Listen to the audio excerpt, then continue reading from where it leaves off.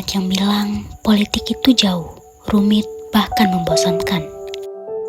Tapi faktanya, politik sudah masuk ke ruang keluarga, ke obrolan grup WhatsApp, ke timeline media sosial kita, bahkan ke cara kita menatap masa depan bangsa.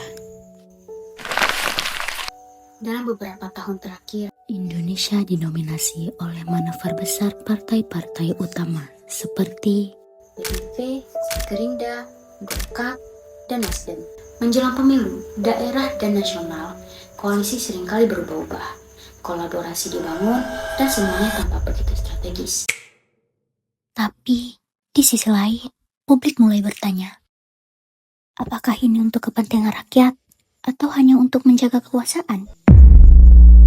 Di saat yang sama, isu polarisasi di media sosial serta tudingan mengenai nepotisme dan krisis legitimasi mulai mengerus kepercayaan masyarakat terhadap institusi politik.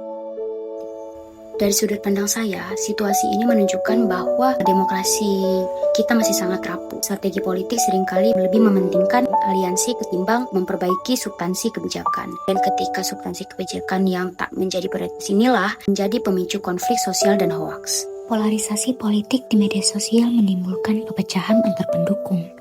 Bukan lagi sekedar debat, tapi mulai menyentuh identitas, emosi, bahkan relasi antar warga. Sehingga meningkatkan risiko konflik, bentrok, bahkan ketegangan antar kelompok sekaligus. Polemik lokal yang berdampak nasional mulai dari PSU Pilkada, isu Papua, dan Aceh, hingga persoalan ormas premanisme. Semuanya memperlihatkan bahwa stabilitas nasional tidak hanya lagi ditentukan oleh politik elit, tapi juga dinamika di daerah. Gen Z yang dikenal paling aktif dan vokal dalam politik, tapi sayangnya manipulasi informasi di media sosial membuat mereka rentan disesatkan. Ketidakpercayaan pada institusi mengurangi keinginan mereka untuk terlibat lebih jauh lagi. Politik uang dan buah tangan pemilu membuat suara rakyat kehilangan maknanya. Akibatnya, potensi besar Gen Z sebagai agen perubahan justru terhambat. Kira-kira apa yang bisa kita perbaiki? Pertama, partai politik harus meningkatkan transparansi. Publik berhak tahu proses, visi, dan pertanggungjawaban para elit. Kedua, literasi digital harus diperkuat. Bukan lagi hanya bagi pemuda, tetapi seluruh masyarakat agar tidak ada lagi yang mudah terjebak hoaks. Ketiga, pemerintah perlu mendorong dialog lintas kelompok. Ketegangan sosial bisa dikurangi lewat komunikasi yang terbuka dan adil. Dan yang terakhir, masyarakat terutama anak muda perlu memilih berdasarkan visi, bukan emosi. Demokrasi hanya kuat jika seseorang lebih kritis, rasional, dan peduli terhadap masa depan.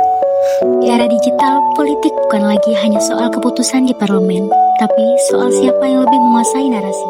Judul berita dapat dibuat sensasional, potongan video dipelintir, satu pernyataan bisa diangkat, dipotong, lalu disebar ke jutaan orang di luar sana, tanpa konteks, tanpa klarifikasi.